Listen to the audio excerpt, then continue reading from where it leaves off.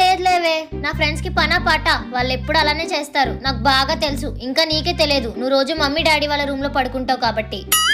అందరూ అన్నిసార్లు phones messages చేస్తూ ఉంటే ఏదో ఇంపార్టెంట్ న్యూస్ ఏమో అని నాకు అనిపిస్తుంది.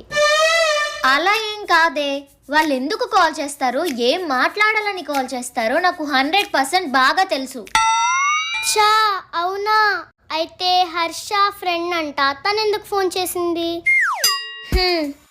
దానికున్న నోటి దొరదకి ఎవరి దగ్గర ఏదో వాగి బుక్ అయిపోయి ఉంటది, బయటపడే మార్గం చెప్తానేమో నాకు కాల్ చేసి ఉంటది. సింపుల్.